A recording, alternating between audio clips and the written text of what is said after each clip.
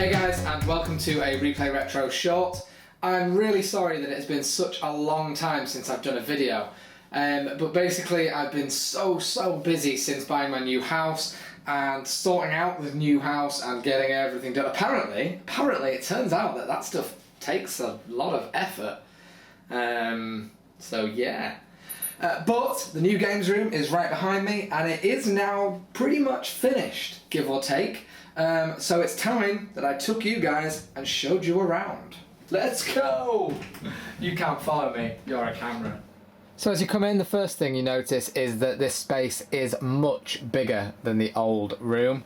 I was a bit fed up of having to step over and around things in the old studio, and yeah, it just felt too cluttered and claustrophobic, and as a result I've actually taken a lot of stuff out and stored it in the loft with this room. Like the console boxes and stuff aren't stored in the room anymore, just to make sure that I don't fill up the space too quickly. So we'll start with a tour going from left to right, and you can see above the door the pixel clock has returned. On the top of this display cabinet here we have the rock and roller for the NES, a Mario coin block. I think this thing is so cool. Lights up and has that coin effect sound. It's just a really cool little decorative thing. Anyone who knows me knows I'm a massive fan of jelly beans, so yes, alright, it's not gaming related, but you know, it's cool and it's in here. Going down into the display cabinet, which you can see me in, hi! And it still needs to have lights fitted. And you can see that Rob is living in there at the minute, with his gyro accessories and the block accessories at the back. Going down a bit further, we have the N64 DD stuff, so some DD games and accessories in there. The next shelf down, you see the Victormax virtual reality system, also the Famicom 3D glasses, and the Master System 3D glasses, they're in there as well. And then finally on the bottom shelf, you have the U-Force controller and the Power Glove, both really cool controllers actually if you set them up and use them properly. Moving across, you see this giant eMac, which again, I'm not really a massive fan of anything Apple related, but someone gave me it a long time ago and it was sat in a cupboard, and now it's just sat on the floor there. I don't really know where it's going to end up or what it will become, but hey, there it is for now. Behind that you can see the Sega Saturn games, including a loose, what's that loose one there? Alien Trilogy. And there's some Game Gear games there as well, boxed, and then a lot of unboxed but plastic cased games. Next shelf up you find Master System, loose cartridges and boxed games, and you can see there's more boxed games at the back there. I've had to start doubling back on quite a lot of shelves now, again just because I don't want the room getting too full too quickly like the old room did. Above that then you have Mega Drive, or for Americans Genesis games, and again loose cartridges at the end and a few more boxed games at the back. Above that we come to Dreamcast games, some brilliant Dreamcast games in there, and a few big box Mega CD and then some normal case Mega CD games. And then next to those are my 32X games, including a loose copy of Cosmic Carnage there. Coming up from there, you can see the Sega Nomad, that's the portable Mega Drive. Well, technically portable Genesis, as it was only released, I think, in America. Next to that, the Game Gear with its TV tuner. The Nintendo iQ. And Milton Bradley's Microvision with the Blockbuster cartridge installed. Model 2 Master System, it's a little bit scuffed and damaged is that, but hey ho, it's just loved. And the Model 1 Master System. Above that the Model 1 Mega Drive and Mega CD. Moving along to the Mega Drive 2, 32X and Mega CD 2. Above those, the Atari Jaguar and Jaguar CD system. Really can't understand the design of it. It never looks like it's quite fitted in properly, but it is. Then on to the Dreamcast, definitely one of my favourite systems ever, and one of my other favourite systems next to it, the Sega Saturn. And of course a couple of accessories on top, Lethal Enforcer's gun, Sega Saturn gun, box for the U-Force, the Konami laser scope, box for the Power Glove, the Menacer is up there, and a few other accessories that you can just see. On this next unit then, we have the Playdia console, the original granddaddy of them all, the Magnavox Odyssey, then the Amiga CD32, and the Atari 5200, which I'm still yet to get working on a TV over here. I really should just get someone to mod it for me. Below that you have, of course, the obligatory Sony CRT, best for playing retro games on, the Sony PSX, and a Toshiba version of the Nuon enhanced DVD player for playing Nuon games like Tempest 3000. The Tatung Einstein, made just up the road in Bradford originally, and storage boxes for controllers, cables, you name it, it's in there. Next door we have the PCFX, the follow-on essentially to the PC Engine, the Atari 520 ST FM, and my collection of Virtual Boy games, and some other formats for Game Boy there. That's Game Boy Advance, Game Boy Color, normal Game Boy, and there's some boxed Game Boy stuff behind the PCFX. Next shelf up you find N64 boxed games, and then my N64 loose cartridges. Above that we have Famicom Disk System games and some Famicom cartridges. Then comes the Aladdin deck enhanced compact cartridges for the NES. Definitely need to do a video on those soon. GameCube games next. I think again they've doubled back a little bit now for space. And some boxed Super Nintendo, Super Game Boy, and loose Super Nintendo cartridges, and some American Super Nintendo stuff there as well. A couple of loose NES games, and a whole load of boxed NES games. Coming up we have an original Game Boy, Game Boy Pocket, Game Boy Color, Game Boy Advance, Game Boy Advance SP, that's the tribal version, and the DS Lite. Still need to get an original DS at some point. That's the twin Famicom there, so capable of playing disk system and cartridge games. Really cool system, definitely recommend one of those. And of course the original Nintendo Entertainment System. I've actually modified the controller ports on this one so that they'll work with American controllers. So really weird lockout that's fitted there for some reason. The PAL Super Nintendo and the American Super Nintendo with the chip and the broken eject button. I really need to get round to fixing those. My PAL N64, because obviously the one in the cabinet with the DD is Japanese. Above that the ColecoVision and the Neo Geo AES, which of course means the Neo Geo CD is just above. That's a PAL GameCube and a Japanese GameCube there. And of course above, some more accessories, the SNES scope, the deck enhancer, some Atari wireless joysticks, some PlayStation iToy bits and pieces. And you come to the Vectrex, definitely one of my favourite systems. The Apple Pippin, for all those people who say, hey, I wonder why Apple hasn't made a console. Well, they have. And it's not very good. Moving on. Virtual Boy, which you can see is flanked there by two Cybecos and a Wonder Swan.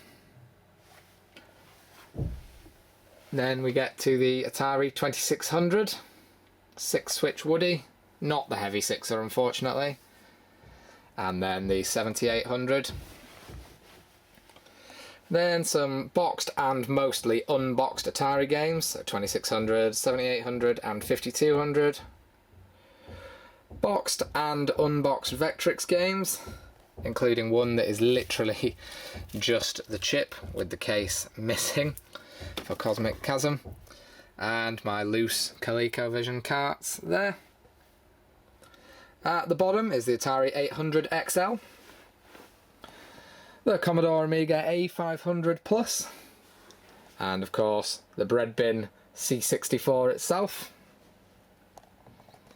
We have a few of the games for the computer systems there, so some Atari ST games there, and some of the Amiga games, I think they are, yep. Difficult to tell at first glance with some of those. A load of Xbox games there. Could do with just a couple more really, just to fill that shelf and start doubling back so they can stand up by themselves. And then PlayStation 1 titles, which have unfortunately started doubling back. You can see where they stick out there. But hey, it works and saves space. Then you've got PS2, including a few Japanese PS2 games for the PSX.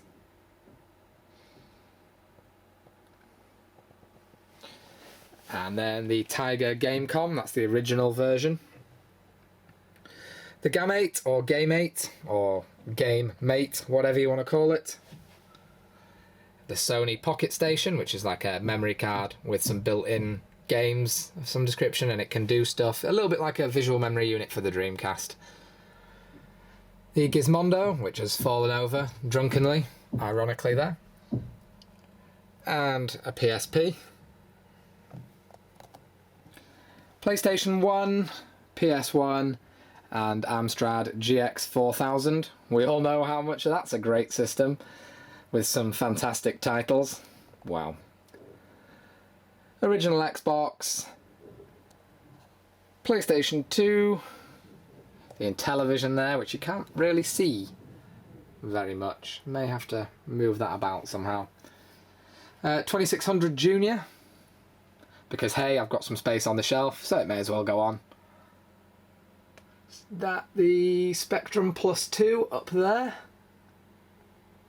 And then of course the dead flesh keyboard of the original ZX Speccy.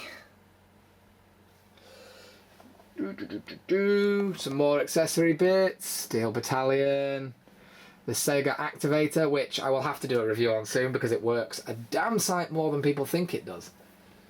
The Gamecom internet cartridge for all your ridiculously slow internet needs. Game Genie, and the Sniper Scope for the Xbox. Then we have my ZX81, a real blast from the past classic of microcomputing. Spectrum Plus 3, the posh kids one with the disk drive. My Gold Star 3DO. And my Sanyo Tri 3DO. Below them, the R-Zone Super Screen and the Zavix Multiport with its weird cartridge loading system. And then the FZ1 3DO. Still need to pick up an FZ10, but the prices have skyrocketed. Below that, Neo Geo Pocket Color. R-Zone XPG Extreme Pocket Game. It's extreme, so you know it's good. R-Zone Data Zone, and being modelled by the severed head of Deadpool there, the original R-Zone headgear. Below those, you have GX 4000 games, R-Zone games, Gamate games, Tiger Gamecom games, and PSP games. I'll just fold this chair down so we can see what's left on the rest.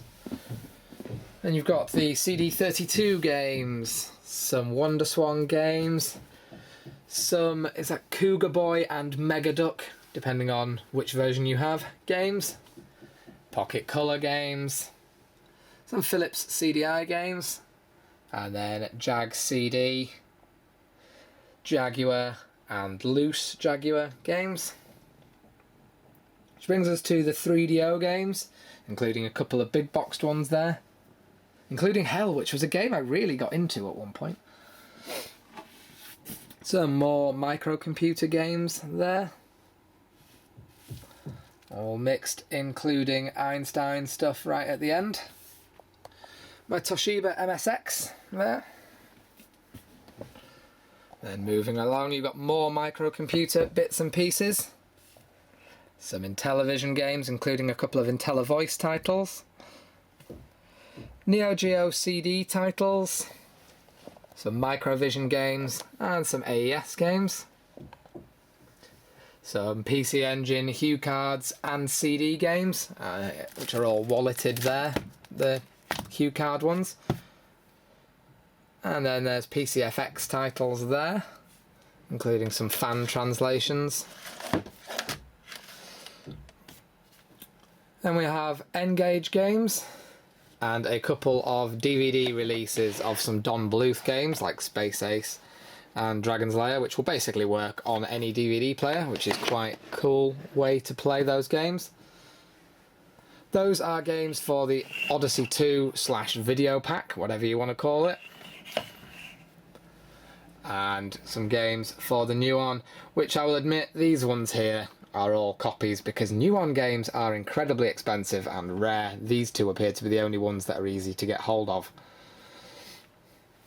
And Tempest 3000 is well worth playing, so but not worth paying hundreds of pounds for. Then you've got the Megaduck,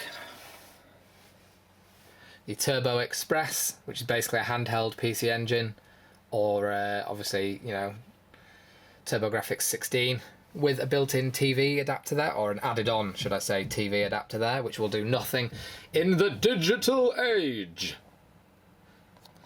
Original N-Gage for some taco talking good times. Genesis Model 3.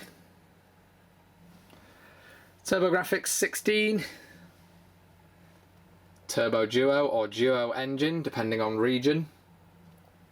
And there is the Odyssey 2 or the G7000 video pack itself. An empty shelf, because, you know, I will eventually get something else. And the OnLive system, which is it was a really cool attempt, really, at doing what it tried to do, even if it did sort of fail. But, you know, kudos for effort, boys. On the top there, we then have the Interactor. Damn you. The big box Lilac Wars, Union Reality headset, because, you know, virtual reality was conquered long before now, except it wasn't. Some cassette decks, including the Atari, one made by Tatum, who also made the Einstein, and the Commodore dataset. And we have Barcode Battler and the Super Mario World expansion pack for it. Boxed Cybeco, a couple of Milton Bradley arcade board games. I am trying to collect the whole set of those. I think they are quite cool, and they're actually distinctly playable games. Sonic Pinball Machine. I do have a few of the other toys Tomy made, although I haven't squeezed them onto the shelf yet. And there's some Tetris toys and games up there. I'll move this chair out of the way. You then have the Worlds of Wonder Action Max console, which integrates with your VHS player, or your DVD player, actually, if you've got the re-released games. The Fairchild Channel F, with the best controllers of all time, in my opinion. They're brilliant controllers. The Interton VC4000, which is part of a multi-compatibles range, so there's loads of systems compatible with each other. The CDI 450 there, for some reason its flapper's jammed open a little bit, which was pretty much the purely games console version of the CDI, was that one. And then here you can see you have the Matchline CDI 220, which is a far bigger stacker version, and there's some other versions of the CDI which I don't have yet. Model 1 and Model 2 links, and also the two variants of the Watara Supervision or the Quickshot Supervision, again depending on your region. Below those you have some Fairchild Channel F games, some Supervision games, and some Atari Lynx games. Below those, some boxed games for the VC4000. the re-released Nintendo Minis that were available in Lidl this summer and last summer, weirdly enough. And that Tetris light that everyone has now because it's just so seen, but it is cool, so nah. And of course, some books, various gaming books, including this Mega Drive book, which I will need to review at some point because that is a fantastic book that everyone should have. And of course, a load of retro gamer magazines, some miscellaneous magazines and stuff here that just won't quite fit on yet, and the primary component to my Amstrad PC W8512, which is basically a word processor, but it can play some games. And again, I got it free, and now don't really know where to put it. In the cupboard over here, we have just a few extra accessories really. It's mainly where my printers live, but there's some band controllers, DJ Hero in the back there, and the giant dance mat that if you've been to a event where I've worked anytime in the last few years, you will have probably played Ridge Racer on that dance mat and cursed me forevermore. You can see I've also brought the editing PC into this room now so that I can edit videos more easily. That now lives in here. And above that, the retro video gaming propaganda posters. Really like these. I think these are absolutely brilliant. That one's a new one that I didn't have room to put up in the old room. And that brings us back round to the pixel clock, but we did miss a few bits over here, including obviously the arcade machine. I would never have left the arcade machine behind. However, she is due for a refurbishment. New paint job, new buttons, I think, will be happening soon. Some steering wheel controllers that all live up there, which appear to have all collapsed in on themselves at the minute, including the Dreamcast wheel and Saturn wheel, but hey ho. Down the side here, other than a curtain rail that hasn't gone up yet, there is some Zavix accessories for that fantastic system. On the sofa there is a resting dog who is very annoyed at having a camera pointed in his face. And then some plushies, including the Sonic 25th anniversary one, just there, which is very cool, made by Tomy, who, to be honest, they've done a brilliant job with the Sonic license. Everything they produce has been cool.